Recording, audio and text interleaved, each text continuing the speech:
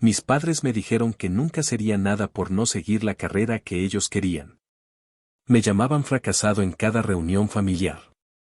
Años después, cuando quisieron un puesto en mi empresa, les respondí, tenían razón, no soy nada. Soy todo. Y ustedes ya no son nada para mí.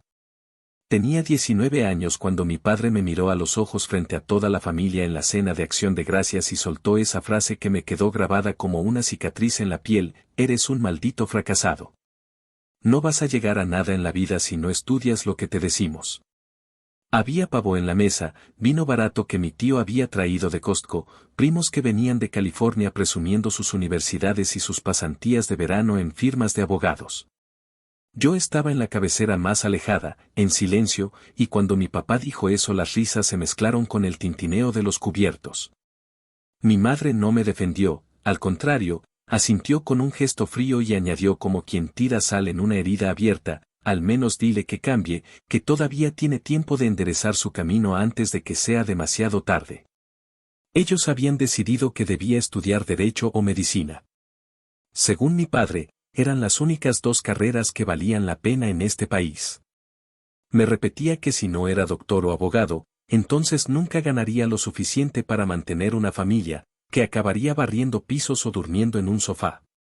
Lo decía siempre con un tono de burla, pero en esas reuniones familiares lo hacía peor, lo usaba como espectáculo, como si la humillación fuera parte del entretenimiento de la noche. Mis tíos se reían, mis primos fingían una sonrisa incómoda, y yo me hundía un poco más en la silla sintiendo que no importaba lo que dijera, siempre iba a ser el bufón del grupo. En ese entonces yo trabajaba medio tiempo en un Walmart en el área de electrónica. Me gustaban los carros, me gustaba arreglar cosas. Pero no había podido entrar a la universidad porque los mismos padres que me exigían un título nunca quisieron ayudarme con la matrícula si no era para estudiar lo que ellos querían. Les pedí aplicar a un programa de mecánica automotriz en Houston Community College, que costaba mucho menos que la universidad, y se negaron a darme un solo dólar. Mi madre me dijo que si quería ensuciarme las manos como un obrero entonces debía pagarme yo solo cada centavo, porque ellos no iban a financiar una pérdida de tiempo. Así que ahí estaba, ahorrando poco a poco con un sueldo de $9 la hora, sacando turnos extra cuando algún compañero pedía el día libre. Recuerdo las manos ásperas de tanto mover televisores y consolas, los pies molidos de estar 8 horas seguidas de pie, y el olor a plástico quemado de los aparatos defectuosos que la gente devolvía. No era el trabajo de mis sueños, pero era lo que me permitía tener algo de independencia. Pagarme la gasolina de mi Honda Civic viejo y contribuir con unos billetes al alquiler del apartamento que compartía con un amigo en un barrio barato de Houston. Mis padres nunca vinieron a verme a ese apartamento. Para ellos yo vivía en la nada, en un agujero. En cada reunión familiar soltaban frases como tu primo está en UT Austin, mira qué orgullo o la hija de tu tía va a Harvard. Después me miraban y decían y él, bueno, él está, en Walmart. Siempre con esa pausa larga, ese silencio incómodo que arrancaba risitas del resto. La peor fue una Navidad, cuando mi padre levantó su copa y brindó diciendo brindo por el futuro, por los que serán médicos, abogados, ingenieros, y bueno, por los demás también. Todos rieron y yo me quedé con un nudo en la garganta, apretando los puños debajo de la mesa. El colmo llegó un domingo de verano, cuando fui a casa de mis padres porque mi madre me pidió que le revisara el aire acondicionado. Hacía un calor infernal, típico de Houston en julio, más de 100 grados Fahrenheit, y el maldito aparato apenas soplaba aire tibio. Yo estaba en camiseta y jeans, sudando mientras trataba de arreglarlo, y mi padre salió al porche con una cerveza en la mano. Me miró con desprecio y dijo mira, para eso sí sirves, para cargar herramientas como un burro. Esto es lo que te espera el resto de tu vida si sigues creyendo que la mecánica te va a dar de comer. Nunca serás nada. Esa frase fue como un golpe directo al estómago. Sentí que me quemaba la piel. No respondí, porque sabía que si lo hacía iba a gritarle y quizás no podría detenerme.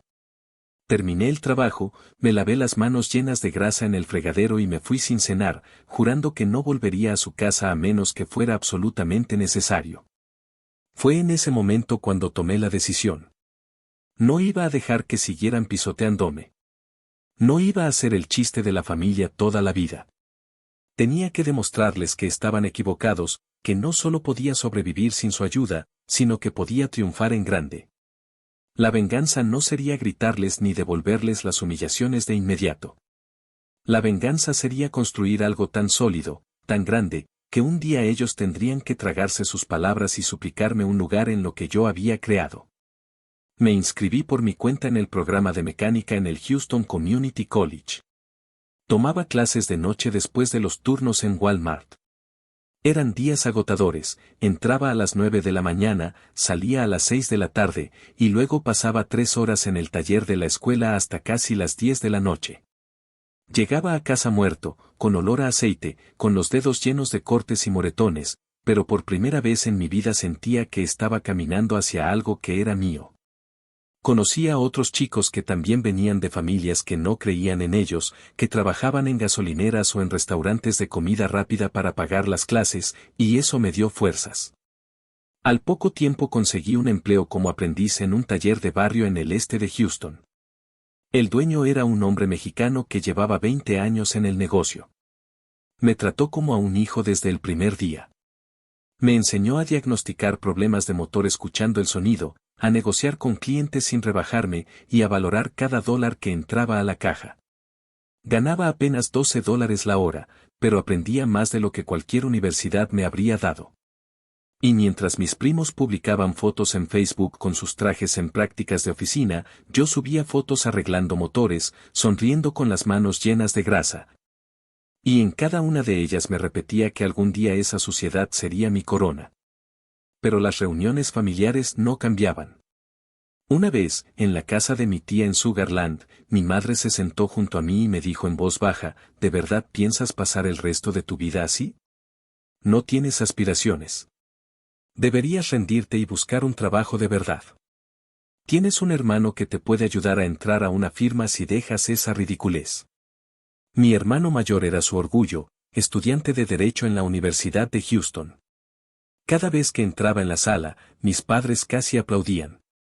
Y yo, mientras tanto, era el ejemplo de lo que no se debía hacer. Esa noche me fui antes de que sirvieran el postre. Conduje hasta mi apartamento en silencio, con las manos temblando en el volante. Estaba harto de ser la sombra de todos, harto de ser el fracaso anunciado. Decidí que ya no bastaba con salir adelante. Tenía que triunfar de una manera tan brutal que no pudieran ignorarme, y cuando llegara ese día, no tendría piedad. Ellos iban a pagar cada palabra, cada gesto, cada mirada de desprecio. Pasaron meses de trabajo duro. Ahorraba cada centavo posible, vivía con lo mínimo, ramen instantáneo, muebles de segunda mano de Craigslist, ropa de descuento de Ross. Todo lo que ganaba lo guardaba para invertir en mis propias herramientas. Compré poco a poco un juego completo de Snap-on, carísimo, más de $1000 en total, pero sabía que eran mi pasaporte a la independencia. Mientras tanto, mis padres seguían sin interesarse en lo que hacía. Si llamaba para saludar, cambiaban rápido de tema para hablar de mi hermano. Yo me convertí en un fantasma en la familia, el pariente incómodo que nadie quería mencionar demasiado. Hasta que llegó un punto de quiebre. Un sábado cualquiera, después de terminar un turno largo, estaba sentado en la parte trasera del taller, con el olor del asfalto caliente entrando por la ventana, y me pregunté qué carajos estaba esperando. Tenía ahorros, tenía las habilidades, tenía contactos con clientes que me buscaban a mí y no al dueño. Podía abrir mi propio taller. Esa idea se me clavó en la cabeza como una chispa que de pronto se convierte en incendio. Y ahí mismo, con el sudor bajándome por la frente y el sonido de un motor en marcha al fondo, me juré que lo haría. Mi venganza iba a empezar ese día. No con gritos, no con insultos, sino con la decisión de construir algo que un día mis padres no pudieran ignorar. Y cuando llegara el momento, cuando ellos quisieran una parte de lo mío, cuando vinieran con las manos estiradas, yo les devolvería todas esas palabras como un espejo. No sería rápido, no sería fácil, pero estaba dispuesto a dejarme la piel si era necesario. Porque esa sería mi justicia. Actualización 1. 2 años después de aquella decisión que tomé en un taller caluroso de Houston, mi vida ya no se parecía en nada a lo que había sido cuando mis padres me llamaban fracasado frente a toda la familia. Había pasado del chico que apenas juntaba billetes para pagar la renta a un hombre que abría la cortina metálica de su propio local cada mañana, con un letrero en la entrada que decía Rodríguez Auto Repair pintado en azul sobre fondo blanco. No era el taller más grande de la ciudad, ni estaba en el barrio más elegante, pero era mío. Esa era la diferencia. Lo había levantado con mis manos, con noches sin dormir, con deudas que me quitaban el aliento, y con una determinación que mis padres nunca imaginaron que podía tener. El comienzo fue un salto al vacío.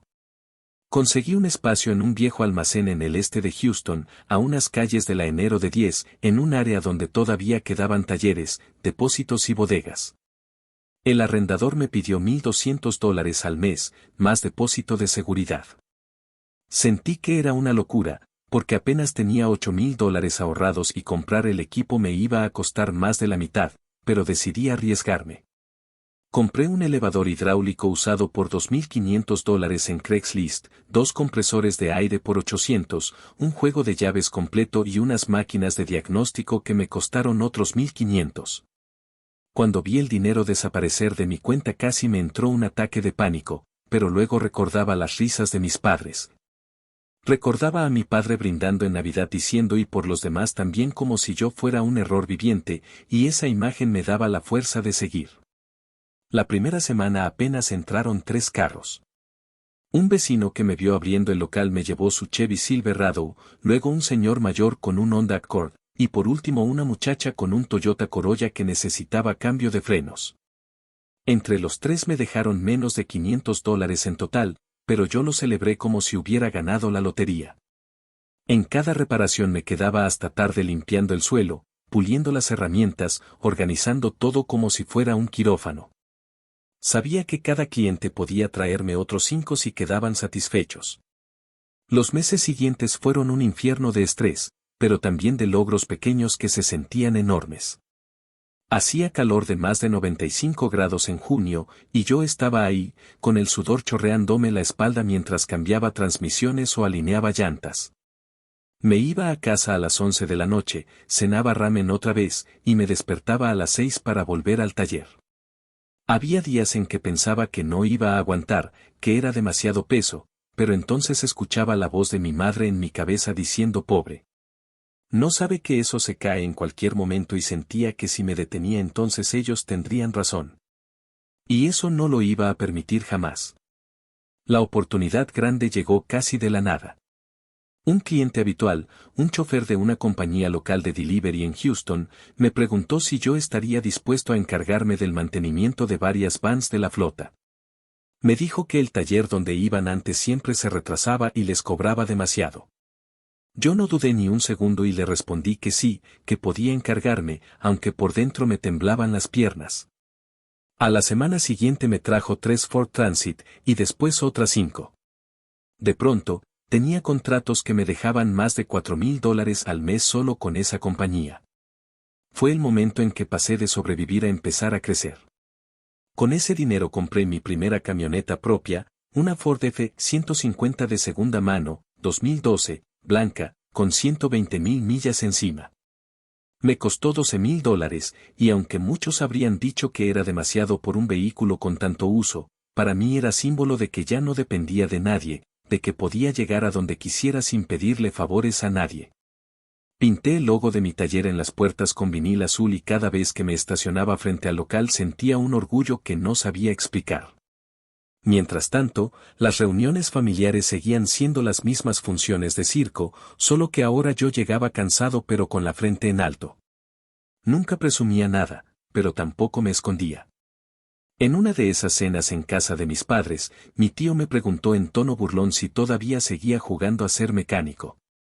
Yo apenas sonreí y dije que sí, que las cosas iban bien, que ya tenía contratos con empresas. Mi madre puso los ojos en blanco y comentó en voz baja, pero lo suficientemente fuerte para que todos escucharan, eso se acaba rápido, esas compañías buscan algo serio, no un garaje de barrio. El resto rió como siempre, pero esta vez la risa ya no me atravesó como cuchillo. Esta vez, por dentro, sonreí. Porque yo sabía lo que ellos no sabían, que mi taller estaba facturando más que muchos de los trabajos respetables de mis primos. Lo más irónico fue que mi padre empezó a notar que yo no pedía dinero prestado, que no llegaba en transporte público, que incluso podía invitar una botella de buen whisky en las fiestas. Una vez, después de la cena de Año Nuevo, me llevó aparte y me dijo con esa voz disfrazada de consejo pero llena de veneno: está bien que juegues a empresario, pero no creas que eso te hace alguien. Los verdaderos negocios son los que se sostienen con estudios. Tu hermano, por ejemplo, ya tiene ofertas de pasantías en bufetes grandes. Eso es estabilidad. Tú solo corres detrás de tornillos. Yo lo escuché, asentí en silencio y no dije nada. Pero mientras lo hacía, juré en mi cabeza que algún día él mismo tendría que pedirme un puesto en mi juego de empresario. Pasaron otros meses y el contrato con la compañía de delivery creció. Ya eran 12 vans bajo mi cuidado, y tuve que contratar a un ayudante para poder con todo. Le pagaba $15 la hora, más de lo que yo ganaba en Walmart, y verlo trabajar para mí fue un golpe de realidad. Yo ya no era un empleado, yo era el jefe. Compré más equipo, pinté el local, puse una máquina de café en la oficina y empecé a recibir a los clientes con un trato mucho más profesional. Me sorprendía ver cómo la gente respondía mejor cuando te presentabas con confianza, con papeles en regla y uniforme limpio. Mientras tanto, en la familia, la narrativa no cambiaba. En otra reunión escuché a mi madre decirle a una tía, pensando que yo no estaba cerca: pobre, no sabe que eso de los negocios se cae en cualquier momento. Algún día va a tener que pedirnos ayuda para levantarse. Lo dijo con esa seguridad cruel que tienen las personas que creen que el futuro ya está escrito. No sabía que yo estaba parado a 2 metros, escuchando cada palabra. Me mordí la lengua para no responder, porque todavía no era el momento. Todavía no. Esa noche manejé de regreso a mi apartamento con el aire acondicionado de la F-150 a todo lo que daba, la radio sonando bajito en una estación de rock clásico. Y en mi cabeza repetía una y otra vez lo que había escuchado. Y aunque me ardía el pecho, sonreí. Porque lo que ella veía como inestabilidad era en realidad el inicio de mi imperio. No me importaba cuánto tardara, no me importaba cuántas noches más tuviera que comer ramen, porque sabía que cada día que pasaba estaba un paso más cerca de la venganza que había prometido. Y esa venganza no iba a ser un grito, no iba a ser un insulto. Iba a ser el silencio de su sorpresa el día que se dieran cuenta de que ya no podían controlarme, de que ya no podían definirme como un fracaso. Sería la mirada perdida de mi madre cuando entendiera que nunca más tendría poder sobre mí.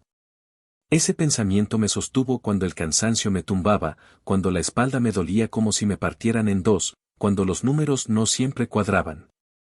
Me mantuvo en pie porque sabía que algún día llegaría el momento en que todo el peso de sus palabras regresaría a ellos como un espejo roto. Actualización 2. 5 años después de haber abierto las puertas de aquel primer taller con miedo a que no durara ni un verano, mi vida había dado un giro que ni yo mismo habría podido imaginar en aquellas noches en que cenaba ramen y contaba los billetes arrugados de mis primeros clientes.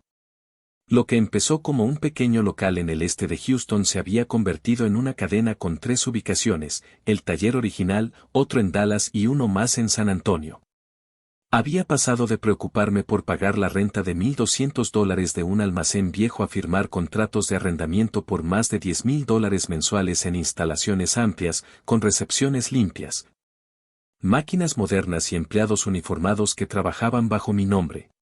El crecimiento fue vertiginoso, pero no fue suerte. Fue sudor, fue obsesión y fue ese recuerdo constante de mi padre riéndose de mí, de mi madre llamándome el fracasado en cada reunión familiar.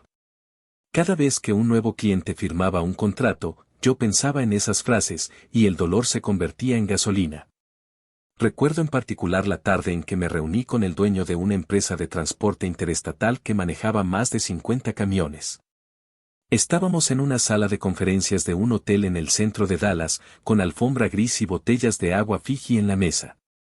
Yo llevaba mi mejor traje de Macy's, todavía con la etiqueta de rebaja, y mientras explicaba mi propuesta sentía que todos los años de burla se acumulaban en mi garganta. Firmamos un contrato de mantenimiento que valía más de $1.000.000 al año. Cuando puse mi firma, mis manos temblaban, no por miedo, sino porque sentía que ese era el momento en que oficialmente había dejado de ser el nada que mis padres decían. Con ese contrato llegó el despegue definitivo. Pude contratar a un equipo de 20 mecánicos, 5 recepcionistas y hasta un gerente financiero que se encargaba de cosas que yo ni entendía al principio. Empecé a viajar cada 2 semanas entre Houston, Dallas y San Antonio, manejando mi nueva Chevy Tahoe 2020, negra, con asientos de cuero que olían a éxito. Ya no era el chico que se quedaba hasta medianoche limpiando grasa del piso, ahora tenía gente que hacía eso por mí. Pero lo más importante era que el dinero entraba como nunca. Recuerdo abrir el portal del banco y ver cifras de 6 dígitos. Era surreal. Y claro, la familia empezó a notarlo. Mis primos, que antes presumían sus internships en bufetes o sus títulos de universidades caras, ahora me miraban con una mezcla de sorpresa y envidia. En una de las reuniones de verano, cuando llegué en la Tahoe recién lavada, escuché a uno de ellos decir en voz baja: ese cabrón sí que la hizo. Fue la primera vez que alguien en la familia dijo algo positivo sobre mí sin sarcasmo. Pero mis padres no podían con eso. No lo soportaban. Empezaron con comentarios tibios, como si intentaran suavizar años de desprecio. Mi madre me decía: qué bueno que estés ocupado, o me alegra que tengas trabajo. Mi padre, con esa voz arrogante, me soltaba frases como: ya ves, siempre supimos que tenías potencial, solo necesitabas encauzarlo. Casi me daba risa escucharlo, porque sabía perfectamente que lo que siempre supieron era que yo iba a fracasar. Esa era su narrativa, y ahora intentaban reescribirla para no quedar como los villanos de la historia. Pero lo más retorcido vino después. Durante una cena en la casa de mi tía, mientras todos hablaban de política y deportes, mi padre se inclinó hacia mí y me dijo en voz baja, pero con esa seguridad con la que siempre había dictado órdenes: deberías considerar darme un puesto en tu empresa. Tengo experiencia manejando personal, sé de administración, y podríamos hacerla crecer todavía más si trabajamos juntos. Es lo mínimo que un hijo puede hacer por su padre. Sentí como la sangre me hervía. Era el mismo hombre que me había dicho que nunca sería nada, que me había reducido a la caricatura de un perdedor frente a toda la familia. Y ahora, con la misma boca, me pedía un puesto como si yo le debiera algo. No sabía si reír o golpear la mesa. Lo miré y le dije con calma que lo pensaría. Pero por dentro juré que jamás, jamás, le daría ese placer. Los días siguientes fueron un torbellino de pensamientos. Mi madre empezó a llamarme más seguido, siempre con ese tono meloso que jamás había usado antes. ¿Cómo estás, hijo? ¿No necesitas ayuda en la oficina? Tu padre y yo podríamos apoyarte. Incluso llegaron a visitar mi taller en Houston sin avisar, caminando por las instalaciones como si fueran dueños, saludando a mis empleados y dándoles consejos como si tuvieran algún derecho. Cuando los vi de pie frente al mostrador, sonriendo como si nada, tuve que contener la rabia. Mis empleados me miraban confundidos, como si esperaran que yo los presentara formalmente, pero yo apenas dije: son mis padres, solo están de visita. Fue humillante, pero no para mí, sino para ellos, porque yo ya no era el chico sudoroso pidiendo permiso.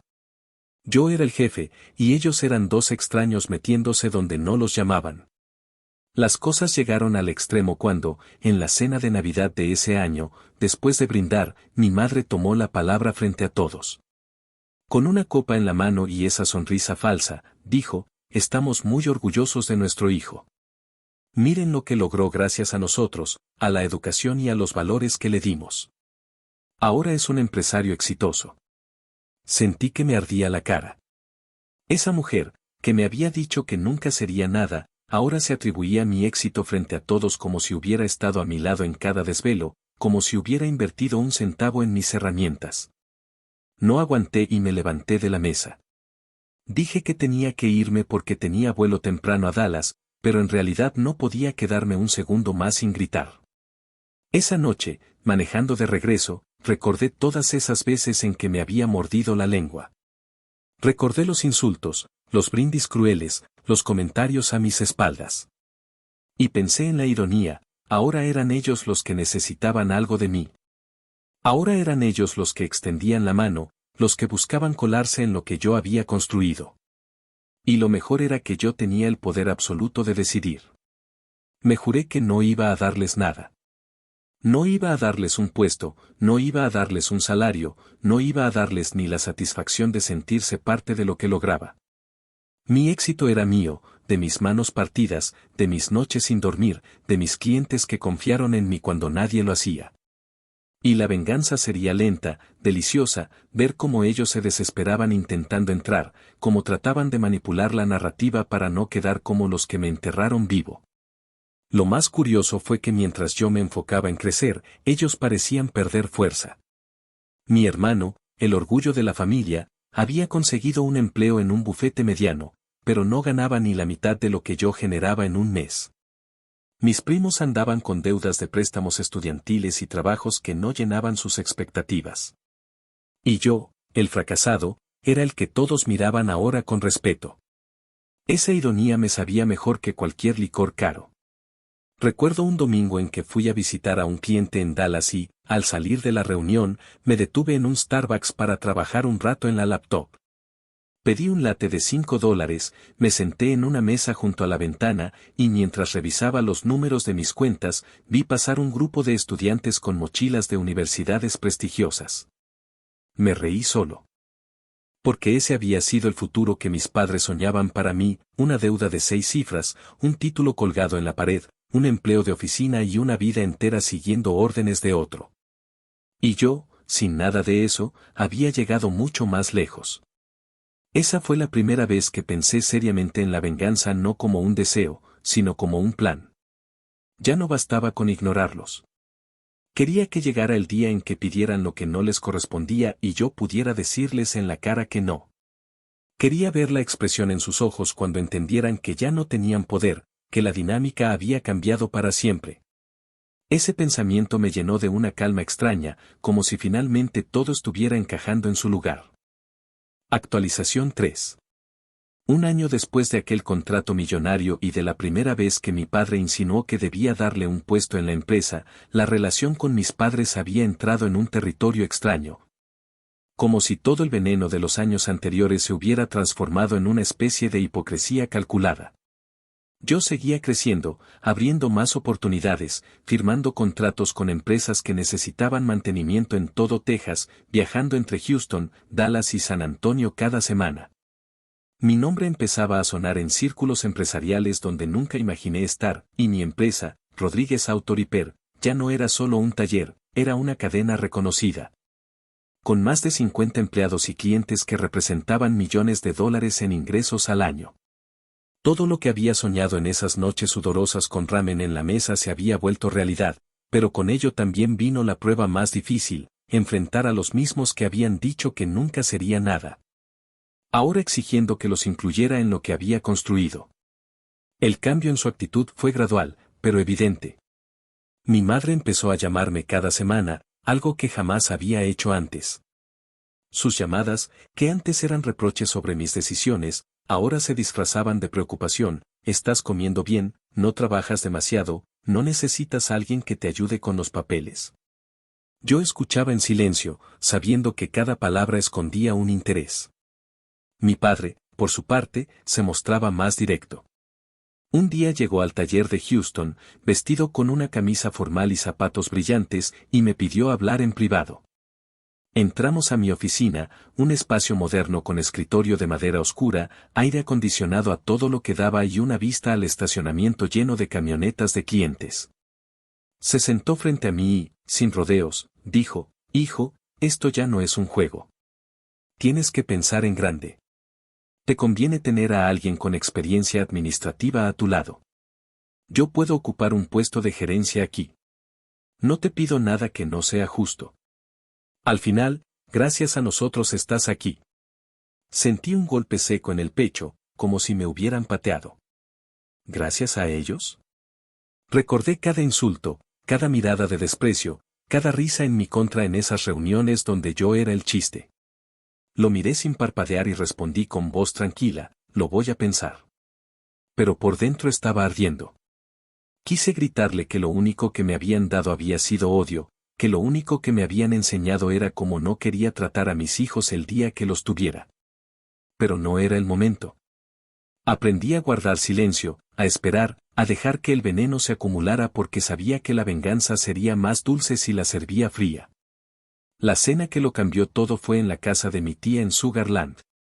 Era una reunión grande, con primos, sobrinos, y esa típica mesa larga llena de comida, brisket, ensaladas, pasteles que habían comprado en H-E-B.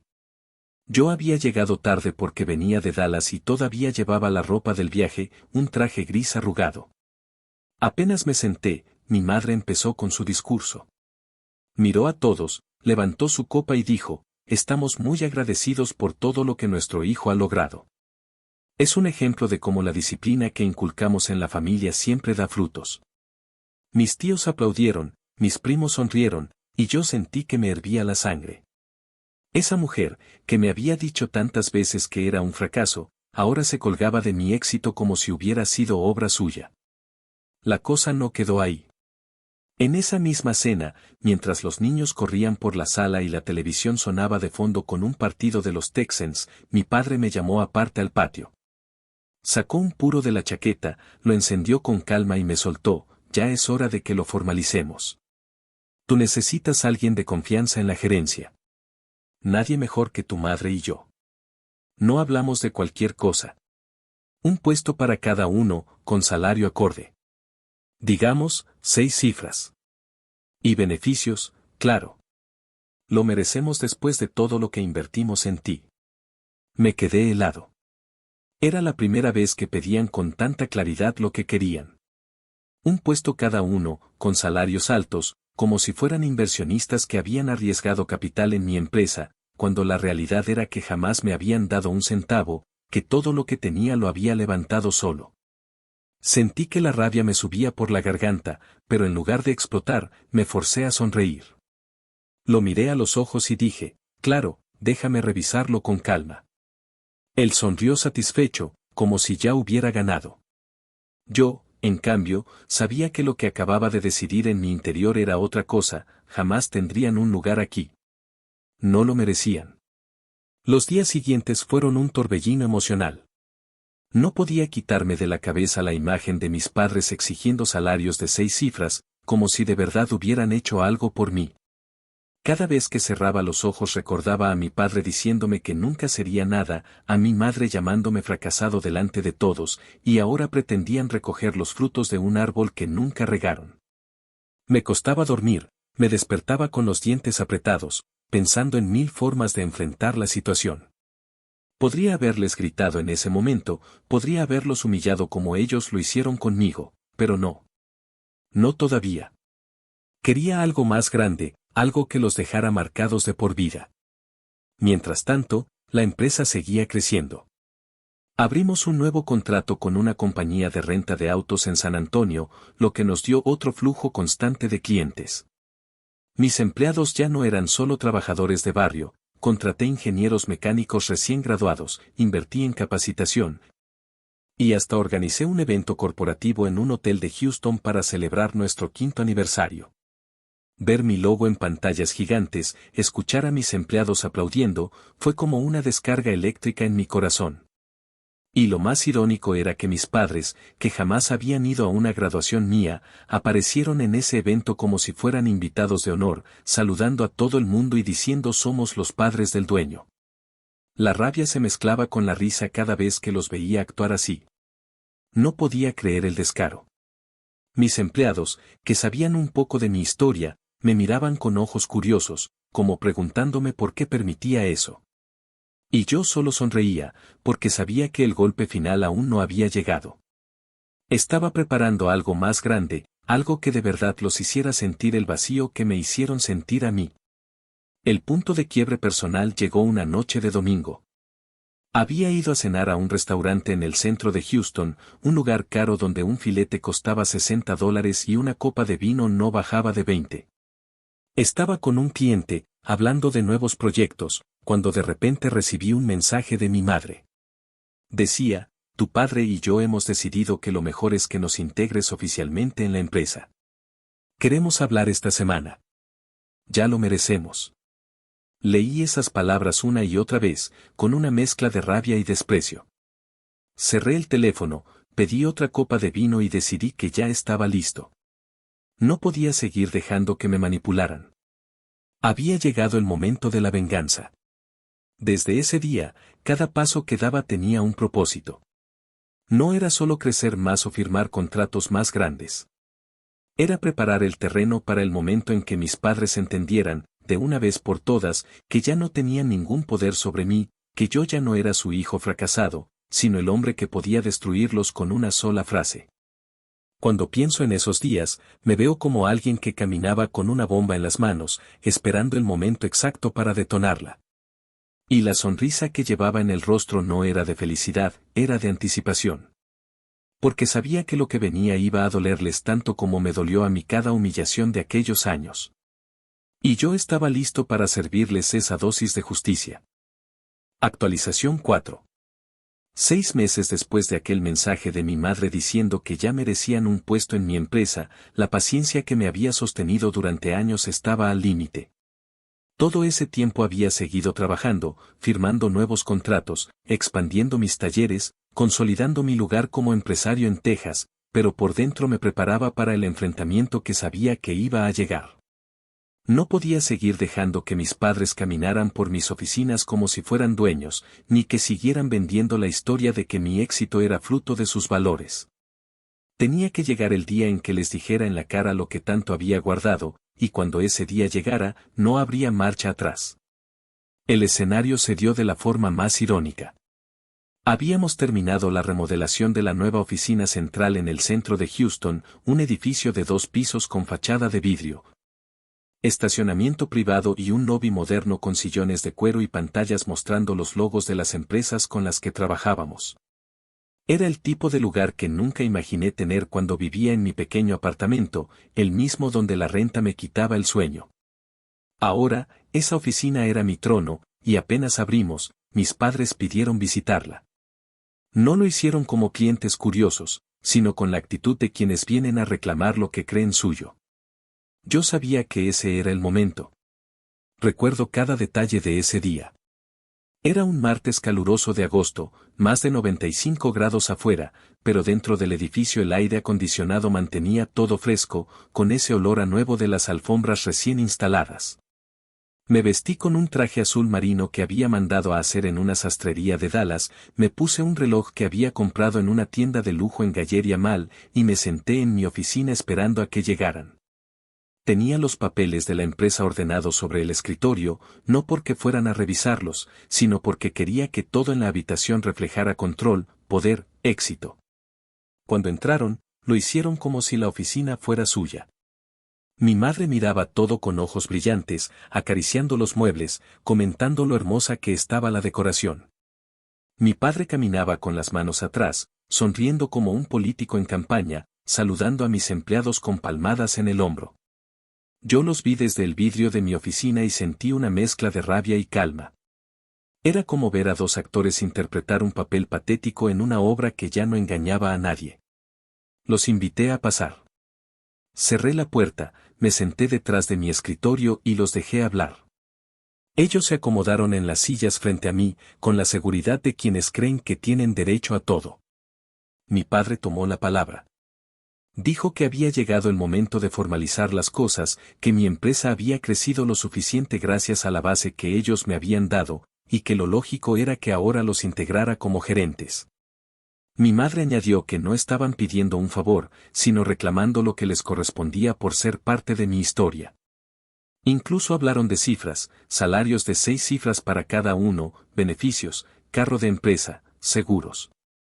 Hablaban con naturalidad, como si todo eso ya estuviera decidido, como si mi único papel fuera asentir.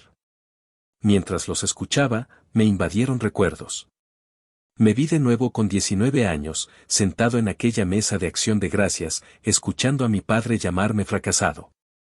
Me vi en el calor sofocante de julio, arreglando su aire acondicionado mientras él me decía que nunca sería nada. Me vi en cada reunión donde mi madre repetía que yo era el ejemplo de lo que no debía hacerse.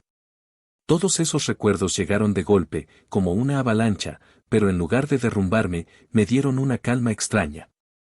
Por primera vez en años, yo tenía el control absoluto de la conversación. Los dejé terminar.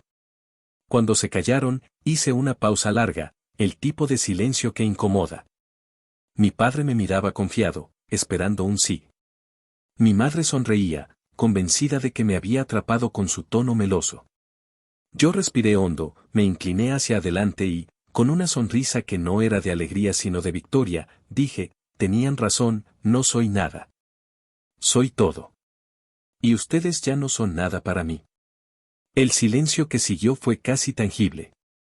Mi madre abrió los ojos como si hubiera visto un fantasma. Mi padre se quedó inmóvil, con la boca entreabierta, como si no hubiera entendido lo que acababa de escuchar. Repetí despacio, con cada palabra cargada de años de dolor, ustedes ya no son nada para mí. La cara de mi madre se transformó primero en incredulidad y luego en furia. Me llamó desagradecido, dijo que sin ellos nunca habría tenido valores, que les debía la vida y que algún día me arrepentiría de haberlos rechazado. Mi padre, en cambio, no pudo decir nada por varios segundos. Solo después se levantó, golpeó la mesa con la mano y dijo, eres un maldito ingrato. Todo esto lo construiste gracias a nosotros. Yo me puse de pie también, lo miré a los ojos y respondí, todo esto lo construí a pesar de ustedes. Y nunca, nunca tendrán un lugar aquí. Se levantaron y salieron de la oficina sin despedirse, dejando tras de sí un silencio que me supo a gloria. Mis empleados, que habían visto parte de la escena a través del vidrio, no dijeron nada, pero cuando regresé a trabajar, me miraron con respeto. Sabían que lo que había pasado no era solo una discusión familiar, sino el cierre de un ciclo. Esa noche volví a casa en mi Tahoe, conduciendo por la enero de 10 mientras el sol se escondía detrás de los rascacielos de Houston. Sentí una calma que nunca había sentido antes. No era la calma del éxito económico, ni de firmar un contrato, sino la de haber recuperado mi dignidad. Por primera vez en mi vida, había enfrentado a mis padres en sus propios términos, y había ganado. En los días siguientes, mi madre me envió mensajes furiosos, acusándome de ser un monstruo, diciendo que había traicionado a la familia. Mi padre me llamó una vez, borracho, para gritarme que era un maldito engreído. Yo no respondí. Los dejé hablar solos, porque ya no necesitaba defenderme. Ellos podían decir lo que quisieran, pero la verdad era evidente, yo era todo lo que ellos dijeron que nunca sería, y ellos eran nada de lo que creían ser. Mientras tanto, la empresa seguía avanzando. Cerramos un nuevo contrato en Austin, lo que nos obligó a abrir otra sede allí. Cada paso que daba era una confirmación de que mi vida estaba donde yo la había puesto, no donde mis padres habían intentado hundirme. Y cada logro era también un recordatorio para ellos de que el hijo que despreciaron ahora era el hombre que los había dejado fuera. El sabor de esa venganza no fue un grito, no fue una pelea física, sino el eco de sus propios insultos devueltos con calma y con hechos. Fue ver sus caras cuando entendieron que habían perdido para siempre el control. Y aunque sabía que todavía habría consecuencias, que todavía intentaría manipular a la familia contra mí, yo ya había ganado. Porque ese día, en esa oficina, frente a ellos, les quité la última arma que tenían, la ilusión de que podían seguir decidiendo mi vida. Actualización final. Un año después de aquel día en mi oficina del centro de Houston, cuando miré a mis padres a los ojos y les dije que ya no eran nada para mí, mi vida había cambiado de manera irreversible. No se trataba solo de contratos firmados, de nuevas sucursales en Austin o Fort Worth, o de que mi cuenta bancaria creciera más de lo que alguna vez soñé. El verdadero cambio estaba en la forma en que me levantaba cada mañana. Ya no era el muchacho que se sentía un fantasma en las reuniones familiares, ni el empleado que volvía agotado a un apartamento barato comiendo ramen. Era un hombre que había cerrado la puerta a quienes pasaron años humillándolo, y esa decisión me dio una paz brutal, aunque también desató una guerra silenciosa con mi propia sangre. La noticia de que había echado a mis padres de mi empresa corrió como pólvora en la familia. Mis tíos, mis primos y hasta vecinos de mi infancia empezaron a preguntarme qué había pasado. Algunos me mandaban mensajes privados diciendo que me entendían, que ellos también habían sufrido el veneno de mis padres. Otros, en cambio, me acusaban de desagradecido, de que la familia es la familia y que uno no debía cerrarle la puerta a los padres por muy duros que hubieran sido. Yo no respondía a ninguno de esos mensajes. Entendí que no tenía que justificarme ante nadie. Quien hubiera estado conmigo en esas mesas donde me llamaron fracasado, quien me hubiera visto partirme la espalda bajo el sol de Texas, sabría la verdad sin necesidad de explicaciones. Lo más curioso fue cómo cambió la percepción de los mismos que antes se reían de mí. Mis primos, los que habían estudiado en universidades caras y habían sido los modelos de éxito de la familia, ahora estaban atrapados en empleos mediocres, con deudas estudiantiles que parecían no terminar nunca. Algunos me buscaron discretamente para preguntarme si tenía vacantes en mis talleres. Recuerdo en particular a uno que, años atrás, se burlaba diciendo que yo olería a grasa toda la vida. Esa misma persona me escribió un correo con su currículum pidiéndome trabajo. No lo rechacé con crueldad, simplemente lo pasé a recursos humanos como a cualquier otro candidato. Porque mi venganza no era contra ellos, sino contra los que me habían puesto en la categoría de nada desde que tenía 19 años. Mis padres, por supuesto, no soportaron la humillación. Mi madre dejó de hablarme por completo. Me bloqueó en redes sociales y se dedicó a decirle a todo el mundo que yo la había abandonado, que el dinero me había vuelto frío, que ya no era el mismo. Mi padre fue más allá, empezó a decir que la empresa no era mía realmente, que alguien me estaba financiando y que yo solo era una fachada. Inventó historias absurdas que mis empleados terminaban escuchando por terceros, pero nadie les daba crédito porque conocían mi historia de primera mano. Entre más intentaban destruirme con palabras, más quedaban como lo que realmente eran, dos personas incapaces de aceptar que su hijo había triunfado sin ellos. Lo que más me sorprendió fue el cambio en la dinámica familiar más amplia. Mis tíos, que antes se reían con los chistes de mis padres a mi costa, ahora los miraban con desdén. En una reunión a la que no asistí, supe que uno de mis tíos los confrontó directamente. Les dijo que siempre habían tratado a sus hijos como trofeos y a mí como un error, y que ahora tenían que tragarse su propio veneno. Cuando escuché esa historia de boca de un primo, me di cuenta de que la justicia no siempre llega solo de tu mano, a veces la vida misma se encarga de ajustar las cuentas. En paralelo, mi empresa alcanzaba alturas que ni yo creía posibles. Abrimos una sede en Austin que en menos de 6 meses ya generaba ganancias sólidas. Comencé a recibir invitaciones para conferencias de negocios, charlas en universidades, entrevistas en estaciones de radio locales. Me convertí en el ejemplo de lo que nadie esperaba, el chico que no fue a la universidad, que no siguió el camino tradicional, que fue humillado por su propia familia, y que terminó construyendo un imperio.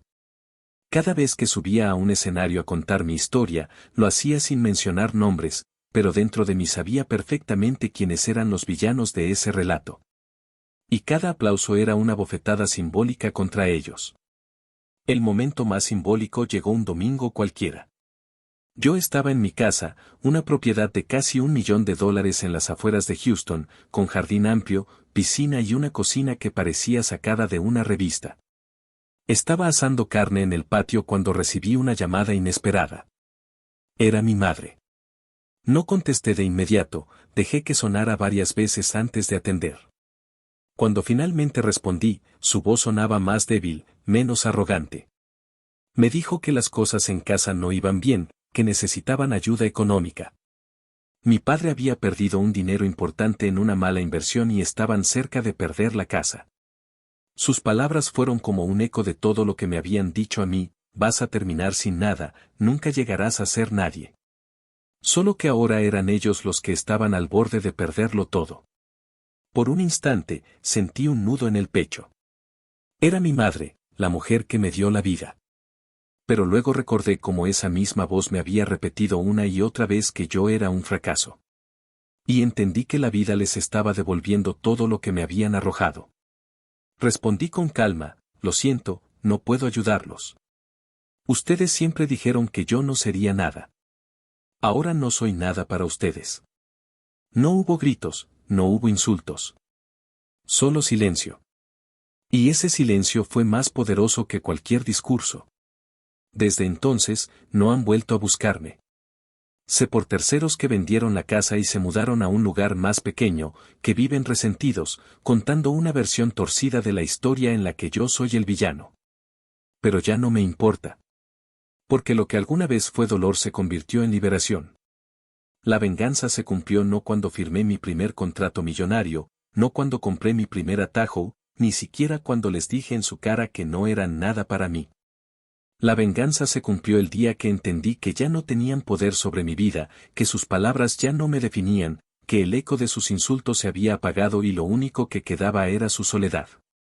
Hoy camino por mis talleres, escucho el sonido de las herramientas, veo a mis empleados riendo en los descansos, observo las filas de autos esperando ser atendidos. Y sé que cada uno de esos detalles es un monumento a mi resistencia. No necesito que mis padres reconozcan lo que logré, no necesito su aprobación. Lo que necesito lo tengo, la certeza de que sobreviví a ellos, de que crecí a pesar de ellos, de que me convertí en todo lo que dijeron que nunca sería. Y cuando me siento en mi oficina, con la ciudad de Houston extendiéndose frente a la ventana, a veces cierro los ojos y vuelvo a esa mesa de acción de gracias, con mi padre levantando la copa para burlarse de mí. Y sonrío. Porque sé que la última palabra fue mía. No tuve que gritarla, no tuve que repetirla 1000 veces. Bastó con vivirla. Bastó con demostrar que no soy nada. Soy todo. Y ellos, al final, ya no son nada para mí.